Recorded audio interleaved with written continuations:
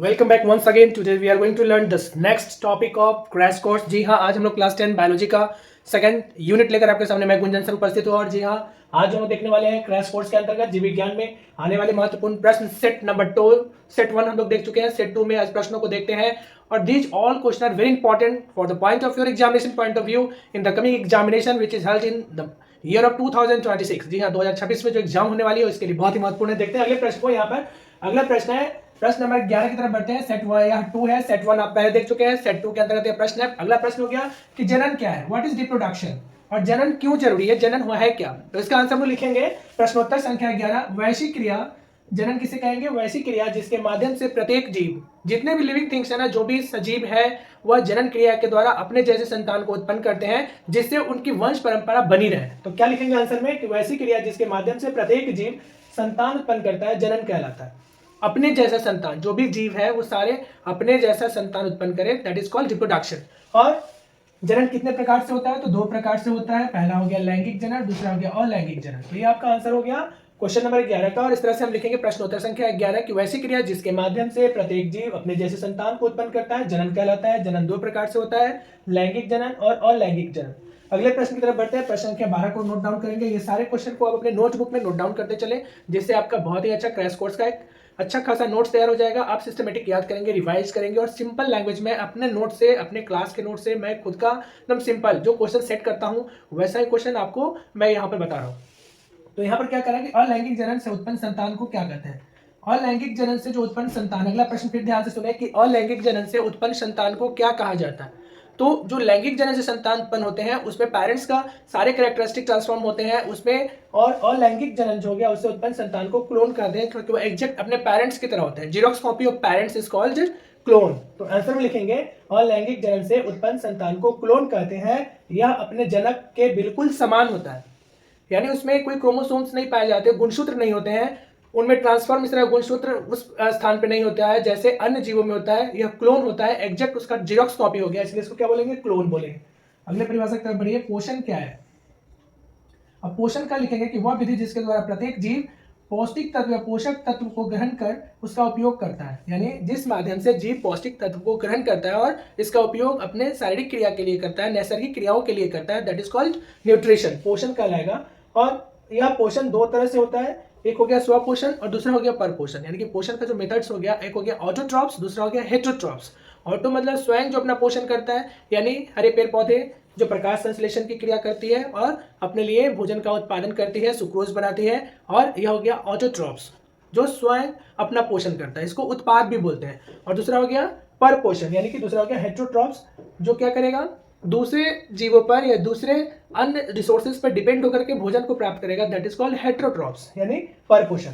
तो ये आप तीनों को अच्छा से राइट डाउन कर ले। या सेट 2 का क्वेश्चन नंबर 11, 12 और 13 आपका कंप्लीट हो गया। बढ़ते हैं अगले प्रश्न की तरफ।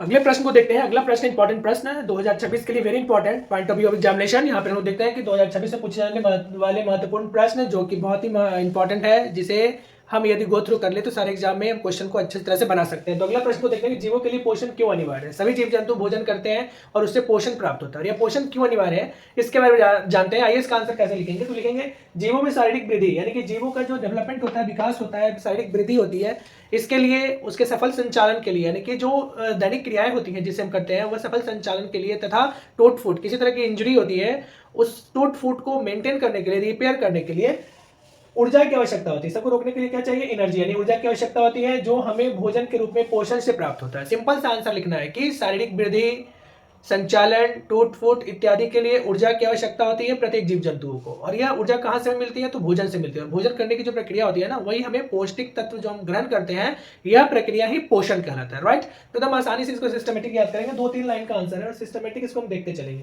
कि जीवों के लिए पोषण क्यों अनिवार्य हो गया। तो यहाँ पर देखिए, इसको अंडरलाइन करके आप नोट डाउन कर ले कि जीवों की शारीरिक वृद्धि, प्रत्येक जीव जंतु भोजन करेंगे उसमें शारीरिक वृद्धि होगी, उसका संचालन होगा, यानी कि जो कार्य करेंगे, दैनिक क्रिया जो जीव जंतु सुबह से शाम तक करता है, वो संचालन होता है। इसके साथ ही किसी तरह की टूट फूट हो रही है, इंजरी हो रही है, तो उसको रोकने के लिए ऊर्जा की जो आवश्यकता होती है, एनर्जी मिलती है, वो कहाँ से मिलता है? भोजन से प्राप्त होता है। और यह सभी प्रक्रियाओं को क्या बोलेंगे? पोषण यानी न्यूट्रिशन।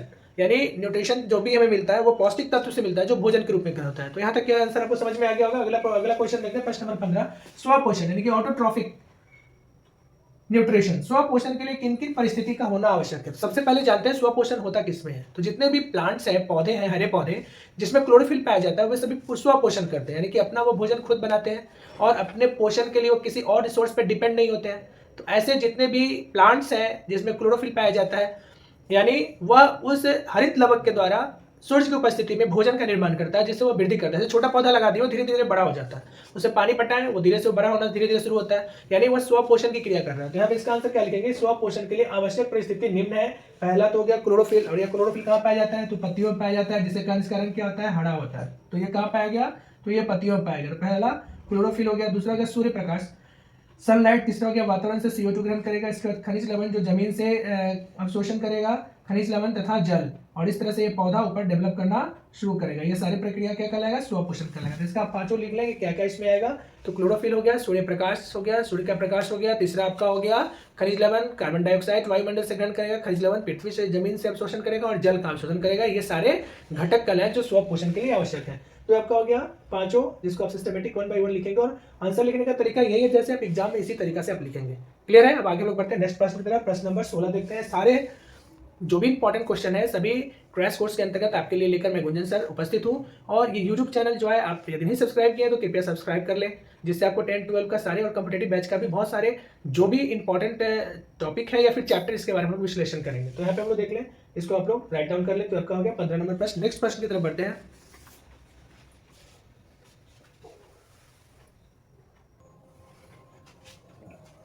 अगला प्रश्न को देखते हैं। अगला प्रश्न हमारा है जो बहुत ही इंपॉर्टेंट, अगला प्रश्न क्या है, प्रकाश संश्लेषण का रासायनिक समीकरण लिखें। जी हाँ, बहुत ही महत्वपूर्ण प्रश्न है कि प्रकाश संश्लेषण का रासायनिक समीकरण कैसे लिखेंगे। तो इसको याद करेंगे। यह हो गया संतुलित रासायनिक समीकरण। तो हम लिखेंगे क्या, प्रकाश संश्लेषण का रासायनिक समीकरण निम्न है। सबसे पहले क्या हो गया, 6CO2 यानी कार्बन डाइऑक्साइड 12H2O जल के साथ अभिक्रिया करेगी। तो जैसे ही कार्बन डाइऑक्साइड जल के साथ अभिक्रिया करेगी, तो यह सूर्य की उपस्थिति में, मतलब सूर्य प्रकाश की उपस्थिति में पत्तियों में पाया जाता है क्लोरोफिल, तो यह दोनों मिलकर के रिएक्शन करना शुरू करेगा, तो यह समीकरण बनाएगा। और इसी प्रक्रिया को बोलते हैं प्रकाश रासायनिक समीकरण।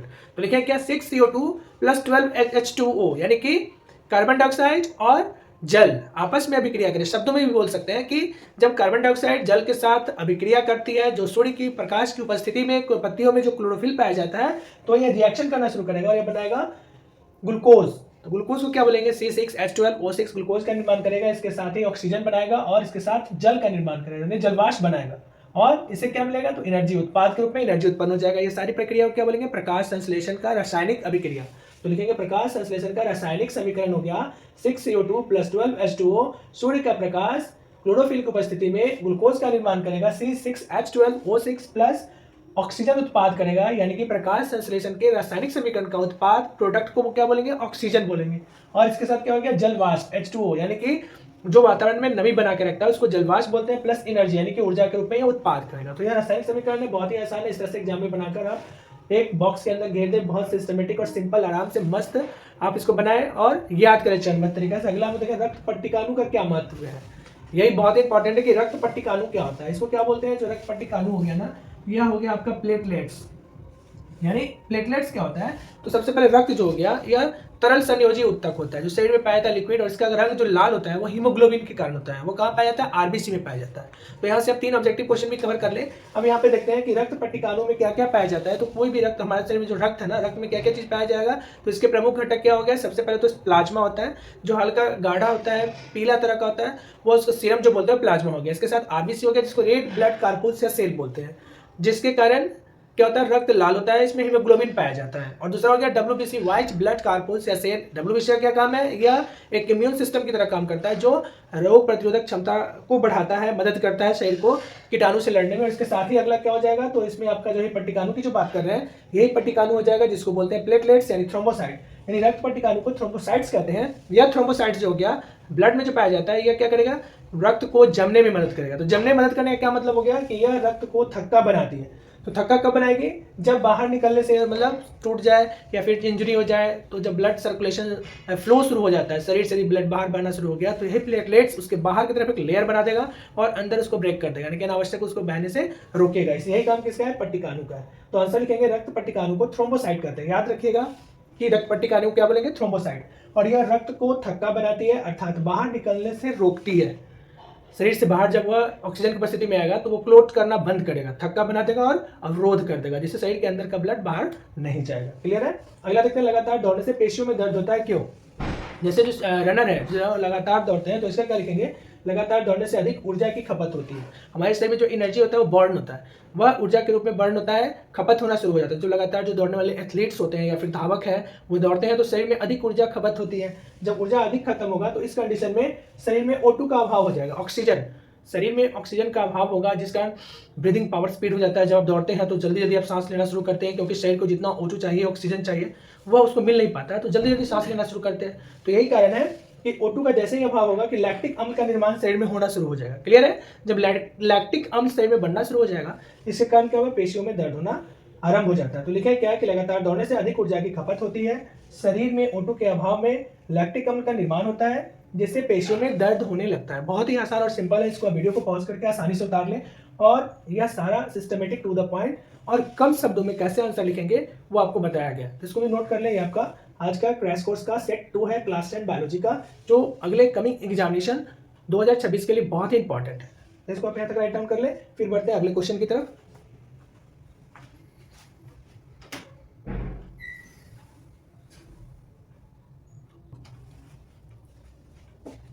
अगले प्रश्न को देखिए। अगला प्रश्न है प्रश्न नंबर 19। इसमें क्या है प्रश्न कि जीवों में श्वसन किन किन माध्यमों से होता है? कौन जीवों में, अलग अलग जीवों में श्वसन का जो माध्यम है, रिसोर्सेज, मतलब कौन कौन से टाइप से वो श्वसन की क्रिया करती है, रिस्पायरेशन कौन कौन से ऑर्गन के द्वारा और कैसे की जाती है? तो इसे हम 3 श्रेणी बांटते हैं। तो कैसे लिखेंगे इसको कि जीवों में श्वसन का जो माध्यम है वह 3 तरह से अलग अलग विधियों से, माध्यम इस मेथड्स, किस किस विधि से वह श्वसन कर रही है, किन किन विधियों से होता है, कौन कौन से माध्यमों से होता है। तो पहला हो गया ट्रैकिया के द्वारा जीव श्वसन करते हैं। जो ट्रैकिया कहाँ पाए जाते हैं? तो ये कीट पतंग, कॉकरोच का जो चैम्बर हो गया, इस तरह से बना हुआ चैम्बर हो गया, इसी चैम्बर से के द्वारा यह श्वसन की क्रिया करती है ऐसे। तो ये पहला माध्यम हो गया मेथड्स, जिसमें छोटे छोटे कीट पतंग क्या करते हैं, इन्हीं माध्यमों के द्वारा यह श्वसन की क्रिया करती है, रिस्पायरेशन। तो यही चैम्बर्स हो गया जिसमें यह अपना एक अलग नलिका बनाती है और डायरेक्ट रिस्पायरेशन की क्रिया यहाँ से करती है। तो पहला हो जाएगा ट्रैकिया, पहला याद रखेंगे। दूसरा हो गया गलफड़ा या गिल्स, यानी मनुष्य का जो मछली में जो गिल्स पाया जाता है, इस तरह से जो गिल्स हो गया मछली का, ये गलफड़ा, इसके द्वारा श्वसन की जो क्रिया होगी। तो यहाँ पे भी ये दूसरा माध्यम हो गया कि गिल्स के द्वारा, यानी गलफड़ा के द्वारा श्वसन क्रिया करती है। इसमें क्या करेगा यह कि O2 को ग्रहण करके क्या बोलते हैं, H2O को ग्रहण करता है और वहां से यह O2 डिसेक्ट करता है और गिल्स के द्वारा श्वसन की क्रिया करता है। तो दूसरा क्या गलफड़ा। और तीसरा हो गया फेफड़ा, यानी कि लंग्स के द्वारा रिस्पायरेशन की क्रिया होती है। इस तरह से लंग्स के द्वारा जो क्रिया होगी, तो यहाँ पे क्या होगा, यहाँ से यह लंग्स के द्वारा ये डायफ्राम और यहाँ ये रिब्स यानी पसलियाँ हो गई। तो तीसरा रिस्पायरेशन जो क्रिया हो गया, यहाँ से जो नासिका से शुरू हो गया और यह लंग्स में यहाँ पे हार्ट हृदय हो गया इस तरह से, और यहाँ से यह फेफड़ा। तो 3 तरह से हो गया कि जीवों में श्वसन की कितनी विधियां हैं, कौन कौन से तरीका से जीवों में श्वसन के कितने विधि हो जाएंगे, तो जो प्रत्येक जीव जंतु के माध्यम से श्वसन करेगा। तो यहाँ पे पहला हो गया ट्रैकिया, जो कीट पतंग इत्यादि, कॉकरोच और टिड्डा, ये सब श्वसन करेगा। दूसरा हो गया गलफड़ा, गिल्स, जलीय एक्वाटिक एनिमल्स जो पानी के अंदर श्वसन की क्रिया करेगा, तो वो गलफड़ा हो गया। तीसरा फेफड़ा, लंग्स, जितने भी वर्टिब्रेट हैं जिसमें बोन्स पाए जाते हैं, जो वर्टिब्रेट हैं जो रिस्पायरेशन की क्रिया डायरेक्ट हवा में करती है, वहां पे हो गया फेफड़ा। तो इस तरह से आप इसका लिखेंगे जीवों में श्वसन किन किन माध्यमों से होता है। तो पहला माध्यम ट्रैकिया, गलफड़ा और फेफड़ा, इसको राइट डाउन कर। तीसरा हो गया। नेक्स्ट क्वेश्चन देखते हैं 20 नंबर क्वेश्चन, श्वासोच्छ्वास क्या है? अगला प्रश्न होता है श्वासोच्छ्वास किसे कहते हैं? तो प्रश्वास मतलब O2 को ग्रहण करना, जैसे हम श्वसन क्रिया करते हैं, O2 को ग्रहण करते हैं नासिका से, तो उसको बोलेंगे प्रश्वास। तथा उच्छ्वास यानी CO2 का शरीर से बाहर निकालना, और दोनों को आपस में जब जोड़ देंगे तो यह सम्मिलित रूप से क्या कहलाएगा, वो सम्मिलित रूप से श्वासोच्छ्वास करते हैं। यानी कि प्रश्वास तथा उच्छ्वास की क्रिया को सम्मिलित रूप से श्वासोच्छ्वास कहा जाता है। तो ये दोनों हो गया सम्मिलित रूप से श्वासोच्छ्वास कहलाएगा। क्या क्या हो गया, तो प्रश्वास और दूसरा हो गया उच्छ्वास। इसमें देखिए क्या, O2 ग्रहण करना, जो सांस लेंगे CO2 का शरीर से बाहर निकालना, दोनों को आपस में मतलब सम्मिलित हो गया। रेस्पिरेशन, इनहेल और एक्सहेल, दोनों को बोलते हैं श्वासोच्छ्वास छबास। तो ये आपका सेट 2 का 20 क्वेश्चन, पहला सेट 1 था और ये सेट 2 का ये 10 क्वेश्चन और आज हम लोग देखें। इस तरह से आपका क्रैश कोर्स का सेट हम लोग अभी कंप्लीट कर रहे हैं।